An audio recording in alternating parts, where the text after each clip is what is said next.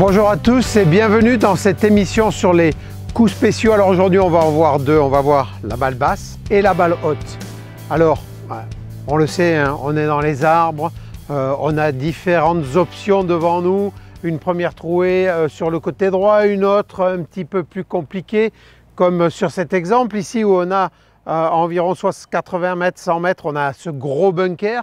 Donc on se dit, oui, tu as passé fort pour aller sur le fairway, mais pas trop fort parce qu'il y a ce bunker. Et puis il y a le coup ultime, celui-là, là-bas, qui va vous mettre à une cinquantaine de mètres du green. Mais là, le coup ultra difficile, les branches sont plus basses, il y a davantage de rough, très peu de fairway et puis derrière un ruisseau. Donc là, il faut non seulement maîtriser la hauteur, mais en plus maîtriser la force. Alors, je crois qu'en premier lieu, il s'agit de faire le bon choix. Là, vous l'avez vu, pour une fois, j'ai assuré. Oui, je sais, c'est assez rare, mais je l'ai fait. Et quelle en était la raison?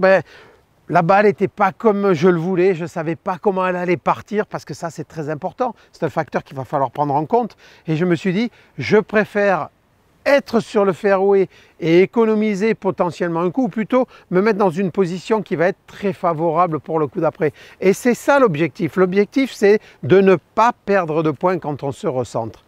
Alors, autour de ça, vous le savez bien, hein, on a tous ruiné nos cartes dans les arbres en se disant « je vais passer par cette trouée » ou « je vais passer là au ras du sol » ou alors « je vais faire tel coup avec tel plus ou moins de profondeur ».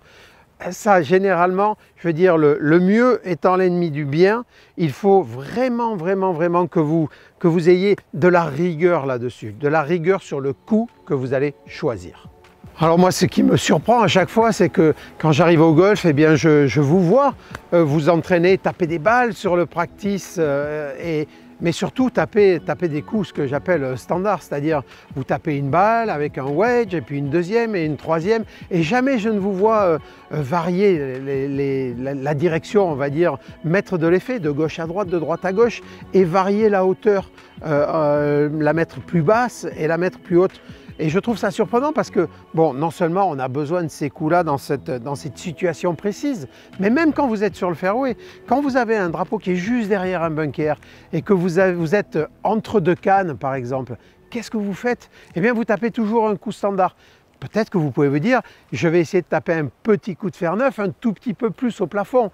Et ça, c'est la même technique que ces coups-là. Et vous allez les voir, on va le découvrir un petit peu plus loin. Donc vous allez, en travaillant votre hauteur de balle, vous allez développer une gamme de coups et vous allez développer surtout des sortes de demi-clubs dans votre sac. Et ça va vous rendre service.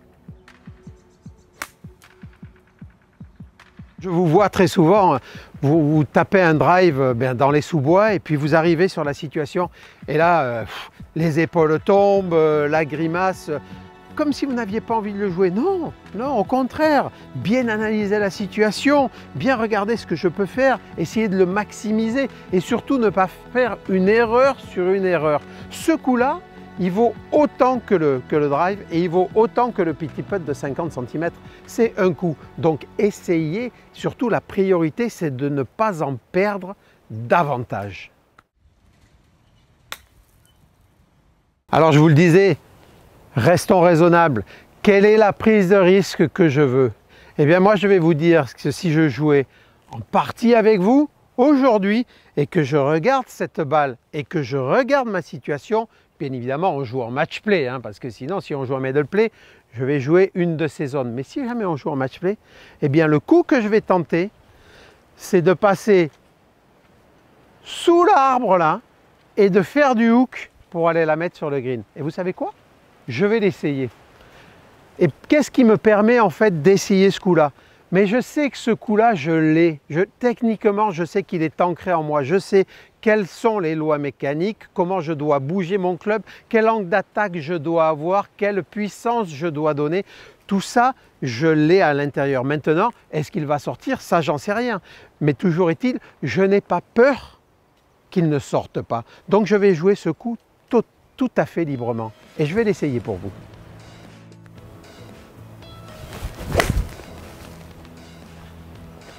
Bang! À côté du green. Vous l'avez bien compris, il y a pas mal de paramètres pour faire ces balles basses et pour faire ces balles hautes. Alors, une première clé, hein, une idée préconçue, c'est que si je mets la balle sur le pied droit, les mains très en avant et que j'ai un angle d'attaque assez vertical, eh bien ça va suffire pour faire une balle très basse. Non, ça ne suffira pas pour faire une balle très basse. Bien évidemment, c'est un facteur important, mais ce n'est pas le seul facteur. L'autre facteur, c'est le respect et le maintien de l'ouverture, et en l'occurrence la fermeture de cette phase de club.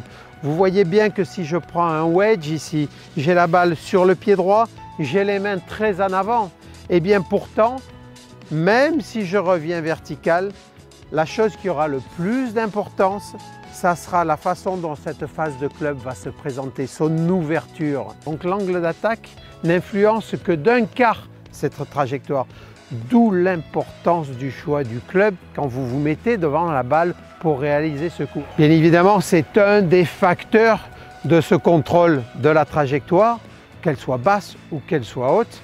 Et en cliquant sur ce petit bouton, eh bien vous allez pouvoir rentrer dans l'académie et découvrir toutes mes astuces, tous mes repères, tous mes exercices pour pouvoir effectuer ces coups de recentrage sans aucune frayeur et sans aucune émotion.